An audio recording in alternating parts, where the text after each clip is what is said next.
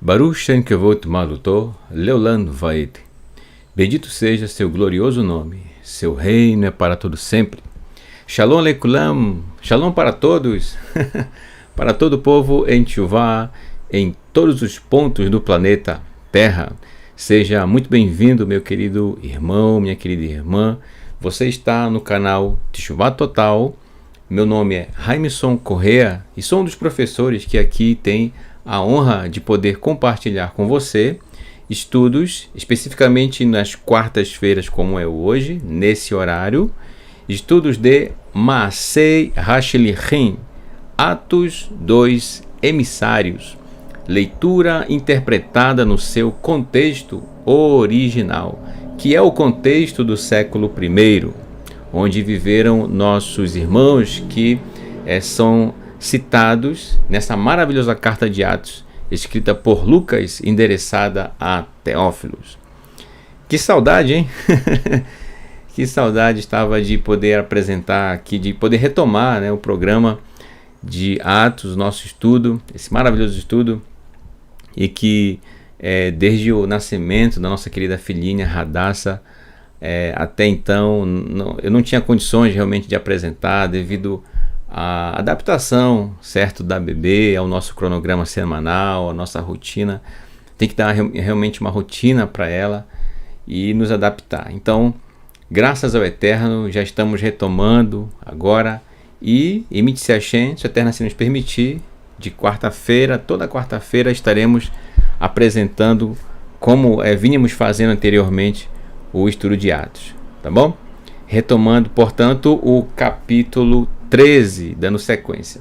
Mas antes disso, eu quero aqui abrir um pequeno espaço para agradecer a todos os irmãos que contribuíram para a vaquinha, né, que foi realizada por ocasião da aquisição de fraldas para a Hadassah, né?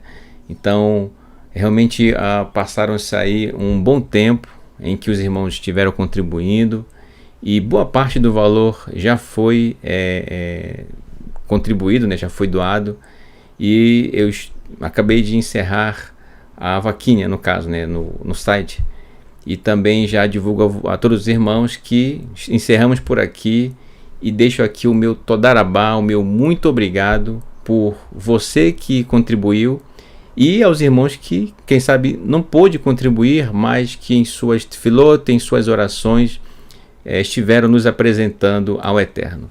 Então, nosso muito obrigado. Eu digo nosso porque minha esposa Silene, minha filhinha Hadassah e eu, nós três, juntamente com a minha sogra, né, os meus familiares, agradecendo a você, meu irmão, minha irmã, que contribuiu, tá bom? Seja financeiramente ou através de tefilot, tá bom?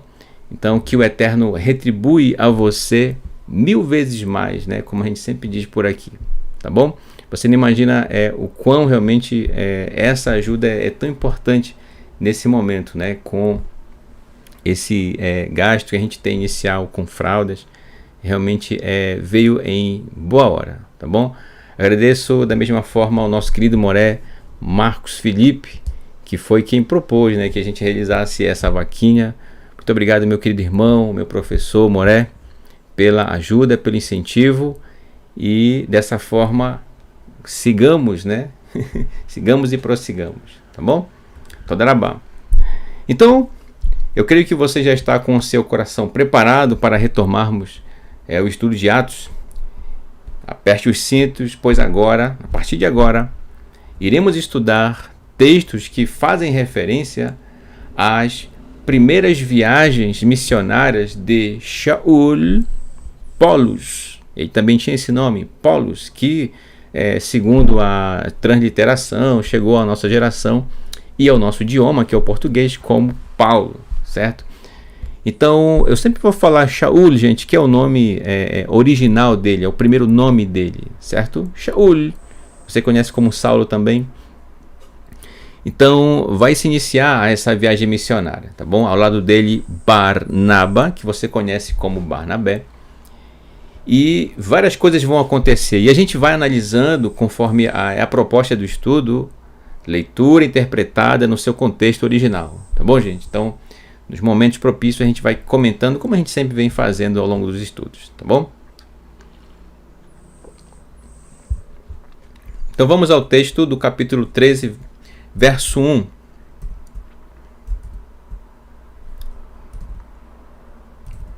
Que diz assim.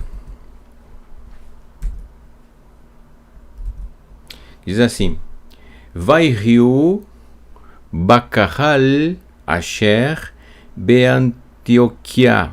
E aconteceu que na congregação em Antioquia, ou Antioquia, eu vou falar Antioquia, tá bom, gente? Ou quem sabe intercalar entre os dois, né? Niviim Umelamidim. Havia profetas e mestres. Olha só, né?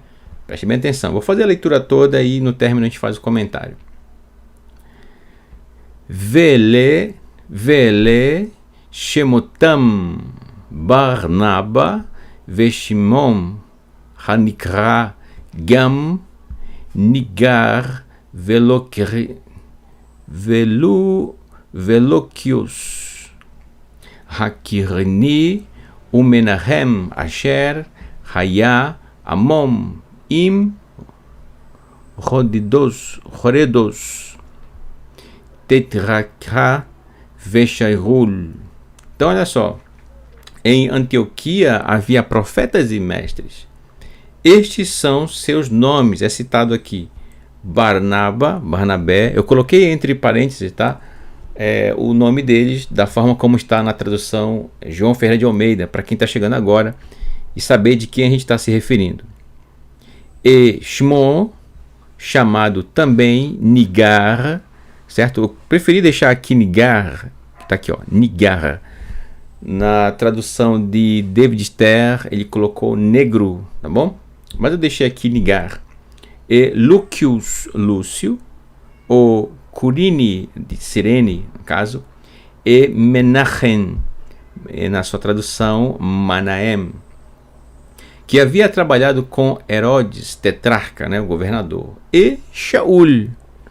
Então, aqui já no capítulo 13 já apresenta para a gente aqui os nossos irmãos na época do século I, já em Antioquia. A gente vai perceber que essa cidade ela vai ser bastante citada ao longo dos textos, devido à sua importância em vários aspectos, seja comercial, cultural, em termos de rotas, certo? Inclusive sobre isso, eu gostaria de falar um pouquinho sobre essa cidade, tá? Antioquia, que é o momento histórico, história, né, do nosso estudo. Eu separei aqui essa foto, tá bom? Disponível aqui na internet, que é uma foto sobre uma ilustração atual de Antioquia. Vamos verificar aqui umas questões aqui importantes, umas informações importantes a respeito. Só a título de conhecimento, Antioquia fica distante de Jerusalém, aproximadamente 425 quilômetros, certo? Então, tanto Antioquia quanto Jerusalém, de certa forma ali, considerando uma certa distância, ficam ali próximos, né, à beira do mar Mediterrâneo. Quando eu digo à beira, não tão próximo, né, mas ficam ali relativamente próximo, o que era muito comum. Então, onde havia água, normalmente se tinham cidades construídas naquela região, tá bom? Então vamos lá, sobre Antioquia eu queria falar um pouquinho, momento história aqui do nosso estudo, falando dessa cidade. Bem, Antioquia, conhecida também como Antioquia nos Orontes, né? Então a influência do grego aqui em relação a ela, teve muita influência dos gregos, né? Foi uma cidade erguida na margem esquerda do rio Orontes. Atualmente é a moderna Antáquia, na Turquia, certo? Então, hoje chamada Antáquia, na época Antioquia. Inclusive, esse prefixo Antioque, é daí que vem, inclusive, o malvado Antíoco Epifânio, que inclusive é estudado, né? A gente faz a leitura dos textos, inclusive ele é citado. Então esse prefixo ele era muito usado na época, tá bom? Então, novamente, Antáquia hoje é o que na época era Antioquia, que fica na Turquia, tá bom? País esse, por sinal, onde também nasceu Shaul, o emissário. Antioquia ela foi fundada nos finais do século IV, né, antes da Era Comum, por Seleuco I de Nicator, que a tornou a capital do seu império. Seleuco servira como um dos generais de Alexandre III da Macedônia. E o nome Antíoco ocorria frequentemente entre membros da sua família, conforme eu citei ainda há pouco. Yosef ben Matitiahu, conhecido como Flávio Josefo, descreveu Antioquia como tendo sido a terceira maior cidade do Império Romano e também do mundo, com uma população estimada em mais de 500 mil de habitantes, depois de Roma e Alexandria. Cresceu a ponto de se tornar o principal centro comercial e industrial da província romana e síria. Era considerada como a porta para o Oriente. Olha só a importância dela na época, né? Júlio César, Augusto e Tibério utilizavam-na como centro de operações. Era também chamada de Antioquia a Bela, também Rainha do Oriente, devido às riquezas romanas que a embelezavam, desde a estética grega até o luxo oriental. Então, eu acabei de ler aqui um texto, né, a partir de uma pesquisa na internet a respeito de Antioquia, e a gente percebe o quão importante ela era nessa época. Por isso ela é tão citada na Carta de Atos. Ela é muito presente mesmo, tá, em muitos momentos. Então era um dos polos mais importantes do mundo na época, no Oriente. E a gente tem aqui hoje já uma ilustração mais moderna dela, uma foto, né? Você percebe aqui, olha, ao fundo, são geradores eólicos. Interessante, né? São enormes, só para você ter uma ideia. Uma hélice dessa é enorme, né? É algo incrível, tá bom? Aqui já é pavimentada, você vê aqui uma estrada, né? Uma rodovia, certo? E aqui vários prédios e com o relevo da cidade. Além disso, existe também a parte histórica da cidade, algumas ruínas, e até hoje são realizados em Antioquia, né? A atual Antáquia, realizados escavações, certo? Então, arqueólogos realizam seus estudos ali e muitas descobertas têm sido realizadas em Antioquia, atual Antáquia. Tá bom? Ok. Vamos ao verso 2. Uva vodatan et Adonai uvetsomam haya dvar roar kodesh. E enquanto serviam ao Eterno e em jejum, aconteceu que a palavra do mover do santo, olha só, que é o Ruach HaKodesh, o mover do santo, Havdilu na li etnar naba li et Barnaba ve'el Shaul la sot bamlacha asher kartin la. Então, olha só. Então, aconteceu que a palavra do mover do santo disse assim para eles, né? Separem para mim Barnaba, olha só, Barnabé e Shaul, para realizarem o trabalho que foram chamados. Então, ao ouvir essa voz do Eterno, vou dizer assim, né, o mover do Eterno, é algo que só quem esteve ali e que ouviu da forma que ouviu, e que Lucas testemunha agora na sua carta de Atos, pode dizer em detalhes como é que ocorre isso, né? Interessante. O mover do Eterno é o próprio Eterno se comunicando, fazendo, atuando, realizando naquele momento.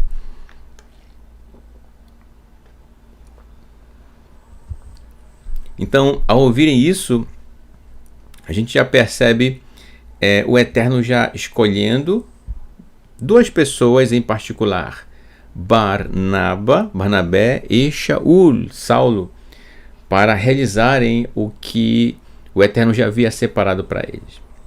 Então nós temos aqui Barnaba, é importante lembrar que ele é a pessoa quem apresentou Shaul para os Shalichim, os emissários, tá? Marca aqui, ó. Barnaba, é ele quem apresentou, tá? Shaul, relembrando, é aquele Parush fariseu que, por sinal, nunca deixou de ser Parush fariseu, e que agora essa dupla vai iniciar uma viagem missionária dada pelo Eterno a eles. Tá bom? Verso 3 diz assim: Vaitsumu e jejuaram, Vaitipalelu e oraram, Vaisimeru e puseram et yadichem suas mãos, alichem sobre eles, Vaishalichum e os enviaram. Então, uma vez que eles ouviram do Eterno esse chamado em relação a Barnaba e Shaul, pronto, então cuidaram de colocar nas mãos do Eterno realmente essa missão, e mesmo sem saber o que eles esperavam, por onde iriam passar, confiavam na mão do Eterno, na sua provisão, né?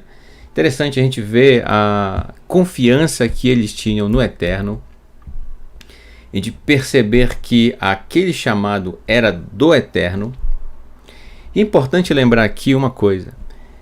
Na narrativa de Lucas, quando ele começa a escrever sobre isso, em momento algum nós vemos Lucas fazer menção a que Barnaba e Shaul iriam fazer proselitismo, isto é, fazer as pessoas se converterem a uma determinada religião, ou quem sabe denominação religiosa e aí afins, né?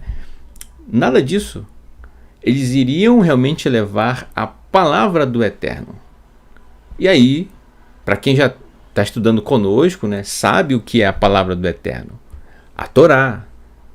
Estes 5 primeiros livros, para quem está chegando agora, estes 5 primeiros livros de sua Bíblia, de Gênesis até Deuteronômio, estes 5 são a palavra do Eterno, as suas instruções. A palavra Torá significa instrução, ensino, tá?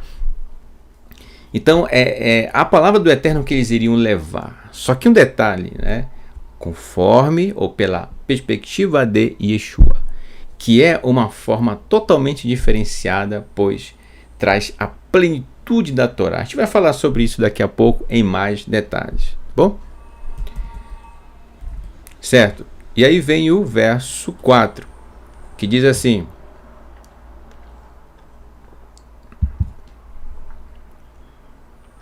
Vaelechu Shelihei Ruach Kodesh. E estes foram enviados pelo mover do santo Haile El Selukia, para Selukia. Na sua tradução está escrito Seleucia, tá? Seleucia. Tradução para o português, né? Só um detalhe, gente. Quando eu falo tradução, não quer dizer que realmente pode ser traduzido, né? Essa forma que está aqui, ó, é a forma como se pronuncia mesmo, tá? Seleukia. É isso. Mas tudo bem, né? Já tá assim na maioria das Bíblias em português, deixa assim, né? Seleucia, mas saiba que é Seleukia. Vishan Yardu Bania Lavou El Cafros.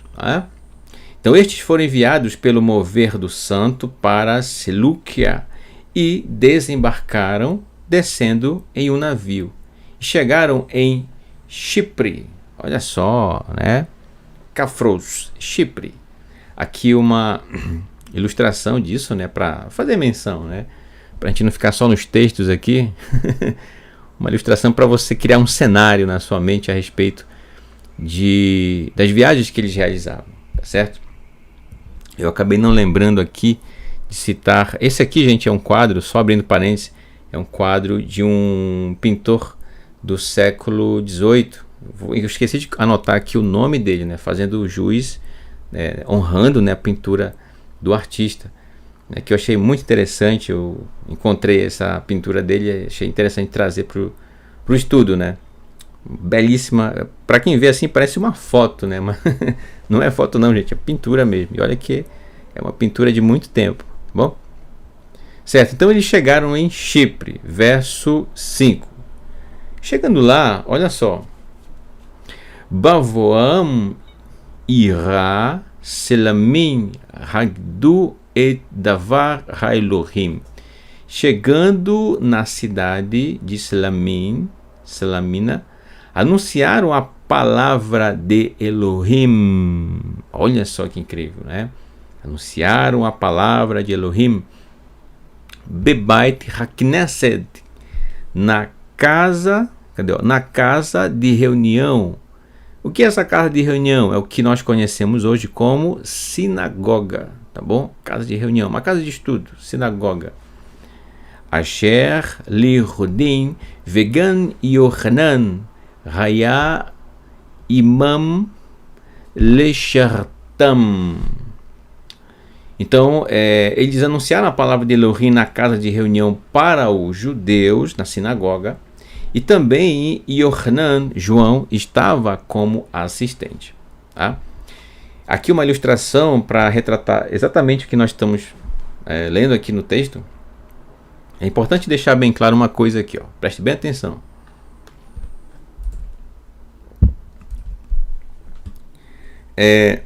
Veja bem, quando diz o texto que eles anunciaram a palavra de Elohim na casa de reunião, isto é, na sinagoga, para os judeus, não significa que, para a gente que já está em Teshuvá, isso é bem óbvio, mas para quem está chegando agora, pode ser que não saiba disso.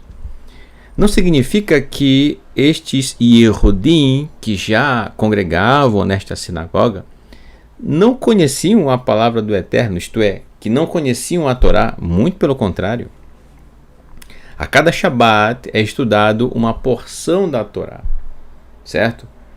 Então, por que Lucas descreve dessa forma, dizendo que Shaul e Barnaba anunciaram na sinagoga a palavra de Elohim para os Yehudim daquela sinagoga? Por quê? Como assim? Mas aí que está. Palavra de Elohim, como eu falei ainda há pouco, na perspectiva de Yeshua. É isso. Essa é a questão. Não que estes Yehudim representados aqui, sentados diante de Shaul, que está aqui, né? Olha só, E aqui ao lado dele, ó, ao fundo, ó, você está vendo aqui alguns rolos, né, da Torá, dos profetas, dos escritos, ou seja, o Tanar, né? Não quer dizer que eles não conheciam a Torá. Conheciam, praticavam, sim. Estou falando de forma generalizada, né? De forma geral.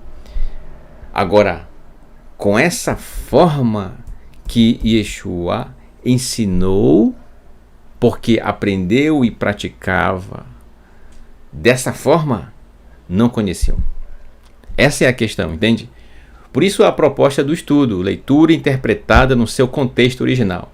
Por quê? Uma pessoa que não tem essa informação, certo? Ela, ao ler esse texto, ela vai entender: ah, então os judeus que ali viviam, né, em Chipre, eles não conheciam a Torá. Gente, não faz sentido um Yehudi que vai à sinagoga não conhecer a Torá, entendeu? Não faz sentido algum, certo? É como alguém dizer assim: vamos jogar uma partida de futebol? Ok, mas aí ninguém leva a bola, né, para jogar futebol. Não existe futebol se não tiver a bola. Da mesma forma, um Yehudi em uma sinagoga, não faz sentido pensar que ele não conhece Torá, entendeu? Não faz sentido algum. Conhece, estuda a cada Shabat, durante a semana, pratica ao longo do seu dia a dia. A grande questão aqui torno a dizer, eles não conheciam a prática da Torá da forma como Yeshua aprendeu, praticou e ensinou. E que Shaul estava ali para compartilhar com seus irmãos. Olha que interessante, né? Então aí nós estamos colocando as coisas em seus devidos lugares, tá bom?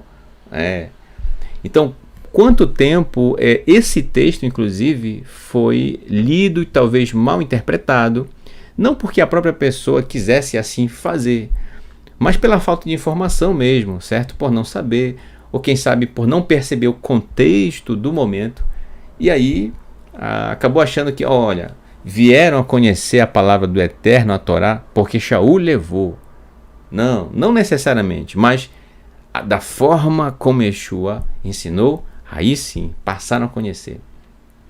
Com essa plenitude, com essa grandiosidade que é a Torá, entendeu? Aspectos que estão na Torá e que não é perceptível à primeira vista, né?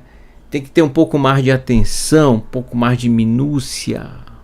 Olha só, né? Então é isso que Shaul fez, tá, gente? Interessante aqui, ó. Parabéns a quem produziu esse desenho, né? Muito bem retrata aqui uma sinagoga, né? Você percebe aqui atrás a menorá, aqui a Magen David, aqui alguns rolos do Tanar, certo? Muito bom.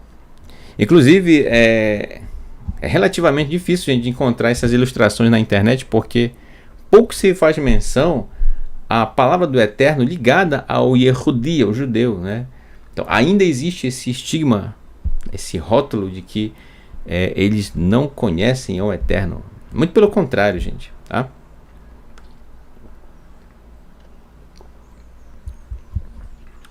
Ok. Então, ao fazer isso, Shaul, veja bem, ele é interessante que a gente vai ver ao longo dos textos de Atos que Shaul, ele se doa no sentido de viajar e de não medir esforços para levar a palavra do Eterno, isto é, a Torá, para aquele que não é judeu, né? Para aquele que não é judeu, chamado também de gentil por alguns, né? O Ger, o estrangeiro.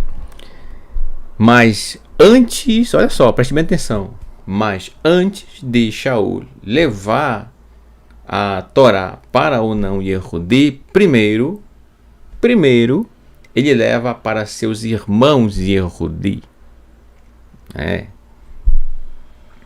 Então, olha que interessante, né? Ele, Shaul, que sempre foi um parush, um fariseu, repito, nunca deixou de ser fariseu, gente, tá? Por favor. ele amava seu povo. Ele sabia da importância do povo de Israel, o povo Yehudi, o povo judeu, dentro do plano do Eterno. E, portanto, ele se dedicava também a compartilhar da forma como agora compreendia a Torá na sua essência, a partir do que Yeshua ensinou a seus discípulos, que ensinaram a Shaul. Vale lembrar, gente, que quando a gente está falando de Shaul, quando a gente fala de Shaul, só um momentinho aqui.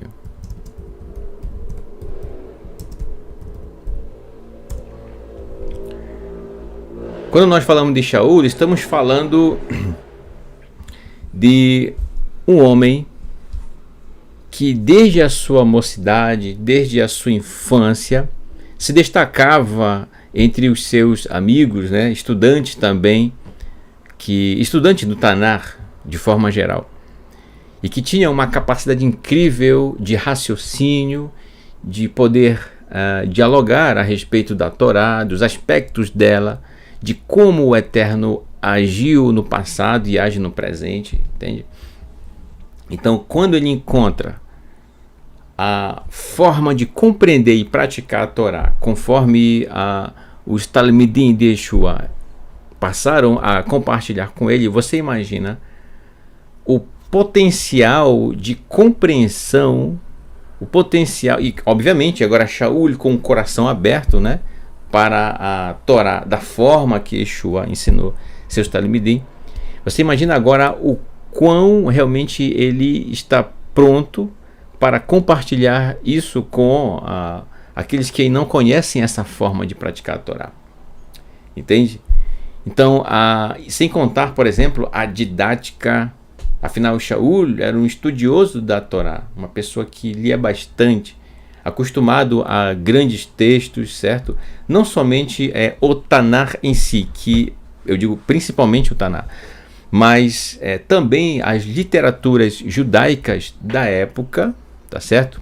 Com certeza o Talmud da época, o que havia de tradição em termos de textos trazido pelos antigos, né? Os sábios desde a antiguidade. Então tudo isso conectado no raciocínio de Shaul, né? E olha que na época não tinha computador não, né? Não tinha como é que chama? O tablet para fazer as anotações aqui, não tinha memória em nuvem, né? Não tinha essas ferramentas, não tinha. Não tinha lá o Google Drive para você guardar seus arquivos. Qual é aquele texto mesmo? Peraí, deixa eu ver aqui nas nuvens, né? Não tinha, era memória mesmo, entendeu? Como a gente diz, era na raça.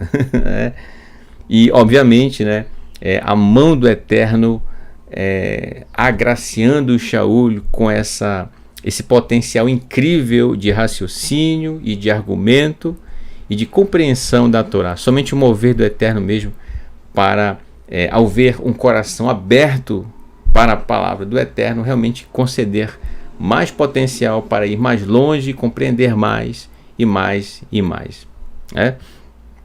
Olha que incrível. E aí, olha o que acontece. É por isso que esse grande amor de Shaul pela palavra do Eterno, pela Torá, então ele faz uma declaração em uma de suas cartas que ele escreve. Nesse caso a gente vai ver agora um texto, convido você a lermos juntos, tá?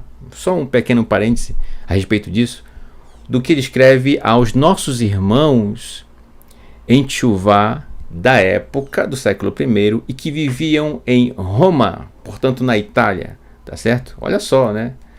Vamos ler só um trechinho aqui para você entender o que eu estou falando, que é o nosso próximo slide. Olha só essa ilustração aqui, Shaul escrevendo sua carta aos nossos irmãos em Teshuvá que viviam em Roma, tá? Falando nisso, deixa eu dizer aqui uma coisa, aproveitar um momento. Quando Shaul escreve aos romanos, geralmente se imagina, muitas pessoas imaginam que as pessoas que recebiam essa carta de Shaul eram pessoas totalmente fora da Torá, totalmente longe daquilo que o Eterno dá como instrução, portanto, na Torá. Muito pelo contrário, gente. Roma aqui era apenas o lugar geográfico onde eles viviam. Quando se trata de pessoas, quando se trata da pessoa física, o caráter, o tipo de pessoa, estamos falando de irmãos nossos em Teshuvá e que geograficamente viviam em Roma, especificamente nessa carta que a gente vai ler agora, esse pequeno trecho, tá? Entendeu? Da mesma forma, quando ele começa a escrever para outros irmãos em Teshuvá, em outras cidades, em outros locais, entendeu? Não quer dizer que necessariamente são pessoas que lá naquela outra cidade vivem com práticas totalmente distanciadas da Torá. Muito pelo contrário, apenas é o lugar onde elas vivem, entendeu? Então, a carta de Shaul aos Romanos é Romanos, detalhe, pessoas em Teshuvá que moram em Roma e que, obviamente, muitos deles nasceram em Roma. Qual é o problema? Não tem problema nenhum nisso, tá certo? Não é porque a pessoa nasceu em Roma que automaticamente ela é pagã, muito pelo contrário. Então, se ele escreve para essas pessoas, ele está escrevendo para pessoas que caminham em Teshuvá, como você, como eu, como cada um de nós, entendeu? Então diz assim o texto, de Shaul aos Romanos, sua carta, capítulo 1, verso 16. Olha o que ele fala a respeito da palavra do Eterno. Que, pois, pois não me envergonho,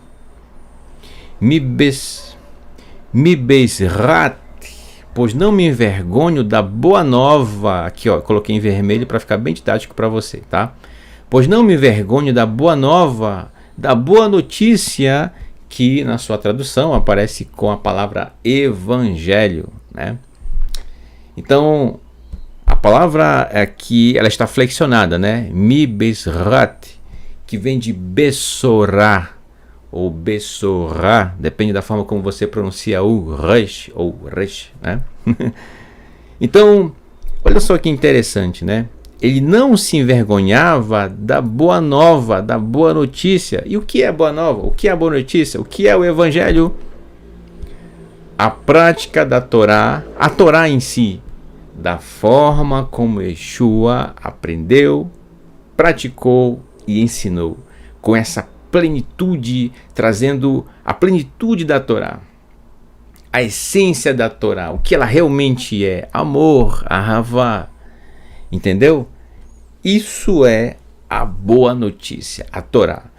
Portanto, você quer levar a boa notícia, a boa nova para alguém, então, meu amigo, não é, deixa eu dizer para você aqui, preste bem atenção, não é panfletinho que você vai levar, não. Se você quer levar a palavra do Eterno, a boa nova, a boa notícia, o evangelho, como está na sua tradução, se você quer levar, não é panfletinho, é a Torá que você tem que levar, tá? Mais do que em uma apostila, é na sua prática diária. É essa Torá que você talvez tem buscado levar para as pessoas sem saber que era a Torá. Entende? É isso. Então, gente, preste bem atenção o que é a boa notícia, a Bessorá. E quando a gente fala na Bessorá, repara que a palavra tem dentro dela o Beit, o Shin e o Resh, portanto, formando a palavra Basar, que quer dizer carne, corpo, né? Essa nossa carne aqui, tá? Isto é, o que é, de novo, o que é a boa nova, o que é a boa notícia, que você conhece talvez como evangelho, é a Torá praticada na carne, aqui, no seu dia a dia, aonde quer que você vá, praticando as instruções do Eterno, a Torá. Isso é a Bessorá, né? Então, só que tem um detalhe, diz aqui Shaul, né? Pois não me envergonho da boa notícia da Bessorá, HaMashiach, a boa notícia do Mashiach. E o que é a boa notícia do Mashiach? É aquilo que eu acabei de dizer, é a Torá praticada da forma como Yeshua ensinou, tá? Asher, que Gevurat Elohim, que é a força de Elohim, que é o poder de Elohim, tá? Quando fala poder aqui, gente, tem gente que pensa que poder sei lá, não, aquele foguinho assim na mão, sabe? Parece aquela coisa de aqueles animes, né, que passa na TV, né? Aparece aquele fogo assim na mão. Não tem nada a ver com isso, gente. Poder aqui tá falando de autoridade, tá? Autoridade. É isso. Pois é o poder, a força de Elohim, Lichua, olha só, para salvação, para salvação. Então, olha, a Bessorá do Mashiach, a Torá, na perspectiva de Yeshua, nosso Mashiach, ela é o poder do Eterno, o poder de Elohim, para a salvação. Para a salvação. De quem? El kol mamin hayrodim berosh vegan hayvani, para a salvação de todo que confia, isto é, de todo que crê. O judeu por cabeça, por primeiro, e também o grego. Vamos por parte. Agora que a gente sabe o que é boa nova, boa notícia, e que ela, a Torá, na perspectiva de Yeshua, ela é a autoridade, a força, o poder de Elohim para a salvação de todo que confia, de todo que crê. Então, o que é a salvação do Eterno? Inclusive, eu não sei se está aqui no chat, eu não recordo o nome da irmã que perguntou o que era a salvação do Eterno, né? Puxa, eu não anotei, era para eu ter anotado. Está aqui a resposta, né? Shaul dá testemunho disso. O que é a salvação do Eterno? De todo aquele que confia. A salvação do Eterno é isso aqui, ó. A boa nova, a boa notícia do ungido.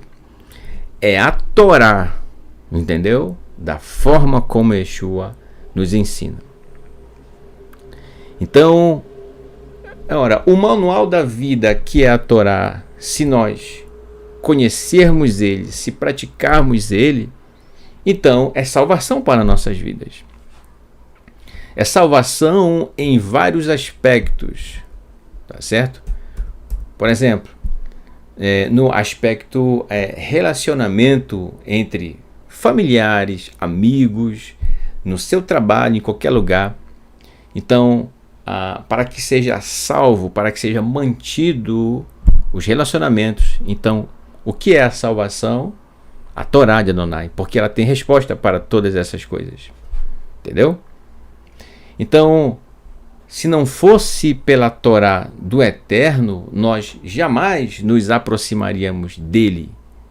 Se o nosso Mashiach Yeshua nunca nos tivesse ensinado sobre como obedecer a Torá, como é que nós íamos obedecer?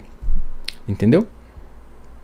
Então, sempre o Eterno, ele, ao longo da história, buscou formas de fazer com que o ser humano tivesse a oportunidade de praticar a Torá, de buscar a Torá para se aproximar cada vez mais dele.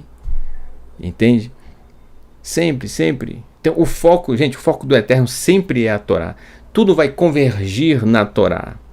Tudo aponta para a Torá. Tá certo? Eu sei que às vezes a pessoa, quando ela está iniciando o caminho em Teshuvá, alguma percepção ou outra, ela ainda traz de lá. Existem alguns bloqueios que acontecem na compreensão de alguns irmãos. Normal, totalmente normal, gente, tá? Eu não estou aqui falando mal, criticando, não é isso.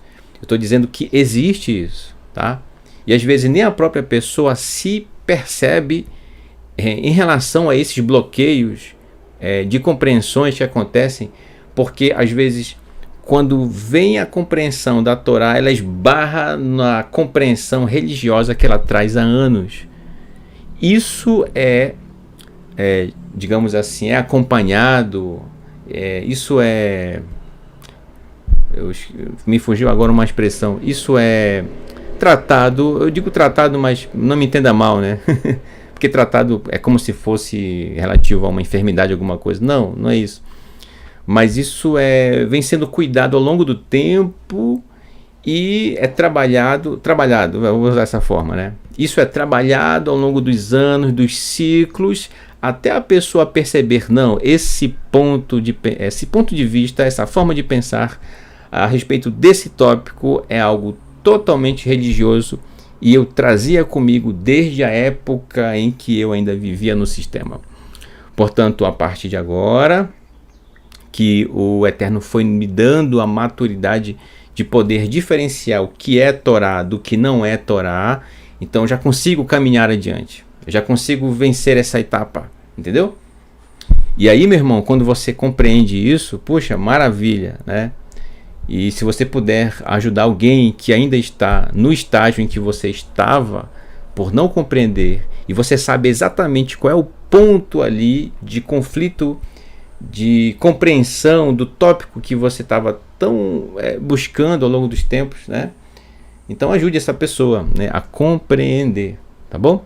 Às vezes é uma forma só, uma maneira de compreender que talvez a pessoa traz anos, né? E é por isso que às vezes diante de alguns assuntos da Torá, a pessoa ela não aceita, ela não acha que não compreende, mas ela compreende sim. É porque às vezes ainda está entranhado aquela forma de compreender trazida pela pessoa desde muito tempo, quem sabe desde a infância, entendeu?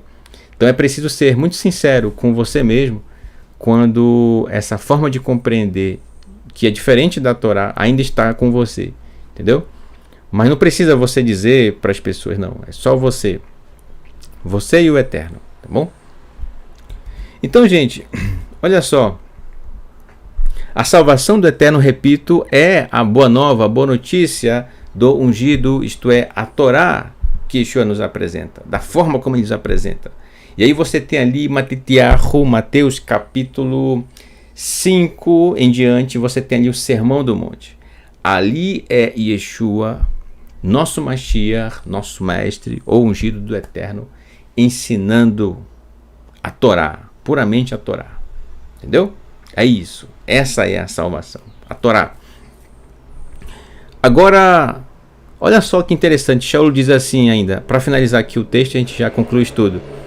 Ele diz, o judeu por cabeça primeiro e também o grego. Isto é, Shaul sempre colocava os seus irmãos, seus compatriotas Yehudim, judeus, por primeiro. Por quê?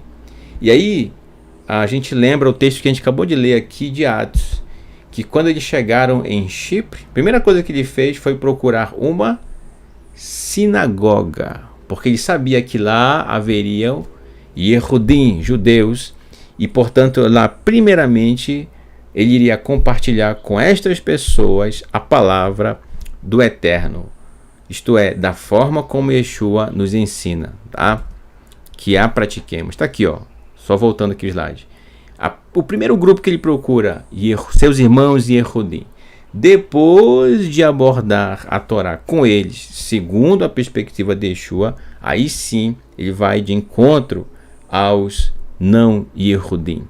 Que na época, já falando sobre isso, né, na época era comum, gente, estar em um mesmo local, judeus e não judeus, estudando a palavra do Eterno, a Torá, e só depois de muito tempo foi que realmente já não foi aceito o não judeu dentro de uma sinagoga, entendeu?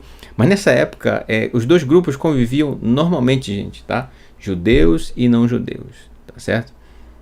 Então a gente percebe aqui o cuidado de Shaul com seus compatriotas e afirmando aqui na sua carta aos Romanos, capítulo 1, verso 16, que não se envergonhava da Torá que agora praticava pela perspectiva do ungido, isto é, de Yeshua, nosso Mashiach. Tá bom? Ok, meus queridos, então eu concluo por aqui o nosso estudo, tá, de Atos de hoje. Estou muito feliz, tá, por estar retomando os nossos estudos de quarta-feira. Tá? Espero que Imit Hashem, se o Eterno assim nos permitir, na próxima quarta-feira daremos sequência aos versos do capítulo 13, tá bom? Ok, então eu agradeço a você por estar conosco até aqui, pela sua paciência, pelo seu cuidado. Todarabá por tudo, tá, gente? Por tudo, que o Eterno vos retribua 1000 vezes mais, tá bom? Não percam amanhã nosso querido Moré, professor Renato de Prísio, leitura interpretada, ou melhor, com um pedacinho da Torá. Ainda estou aqui com o nosso lema aqui de Atos, né? Um pedacinho da Torá.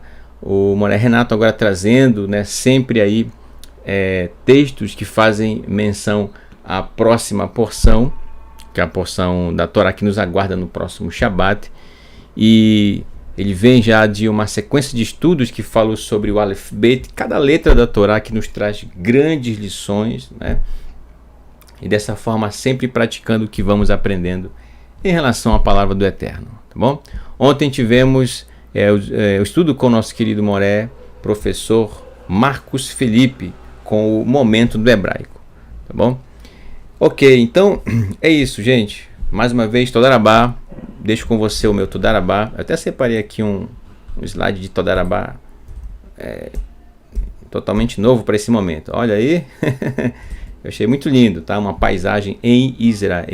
Não sei exatamente a localização, mas eu achei muito linda essa foto aqui, né? Então deixo com você o meu Todarabá, o meu muito obrigado.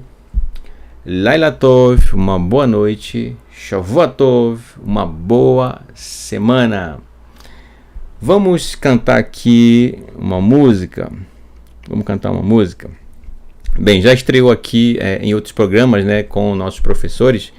E aí a última música que eu gravei aqui no violão, né, o violão de ouro, tá, gente?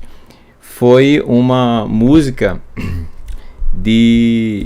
na interpretação de Yosef Kardune, né, um cantor israelense, que canta a música Hashem Melech, o Eterno é Rei, que se baseia em Zechariah, profeta Zacarias, capítulo 14, verso 9, tá certo?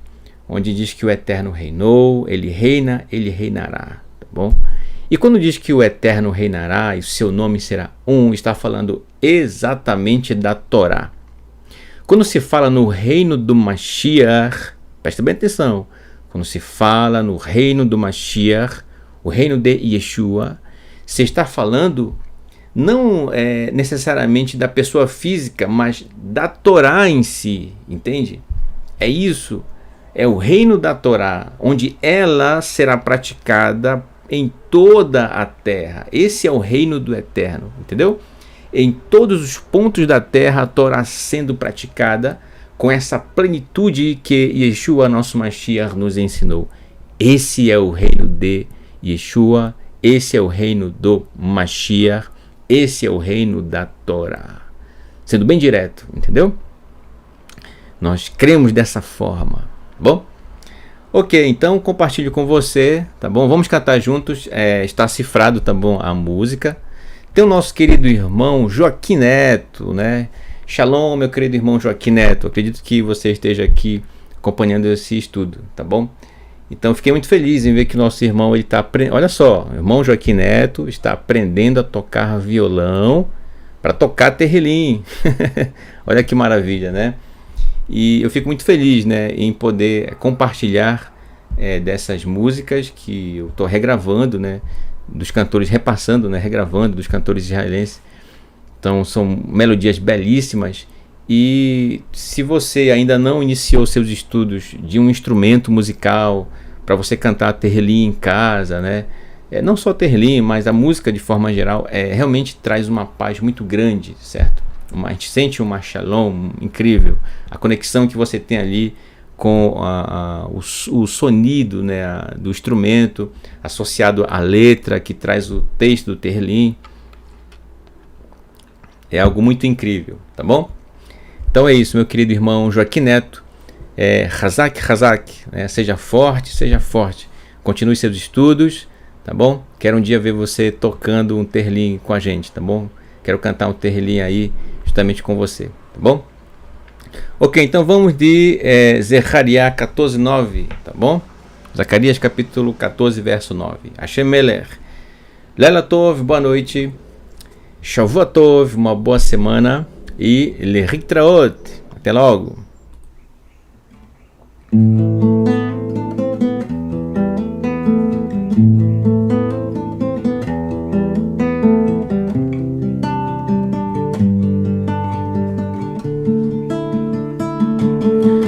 Nanai, nanai, nanai, nai, nai, nanai, nai, nai, nai, nanai, nai, nai, nai, nanai, Hashem Melech, Hashem Allah, Hashem Iro, Leolam Vaed, Hashem Melech, Hashem Allah, Hashem Iro, Leolam Vaed,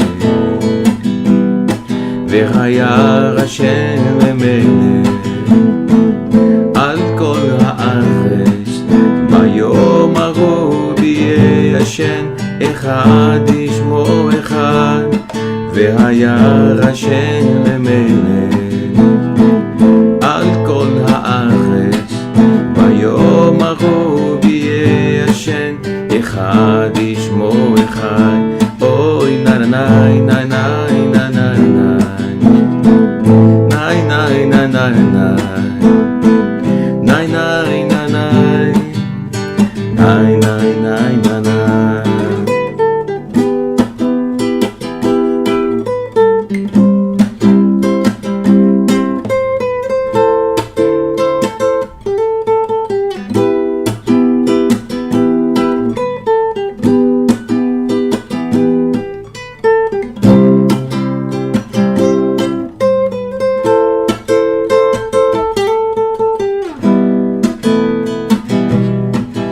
והיה השם למלך על כל הארץ ביום ההוא ביהיה השם אחד ישמו אחד והיה השם למלך על כל הארץ ביום ההוא ביהיה השם אחד ישמו אחד אוי נרנאי נרנאי נרנאי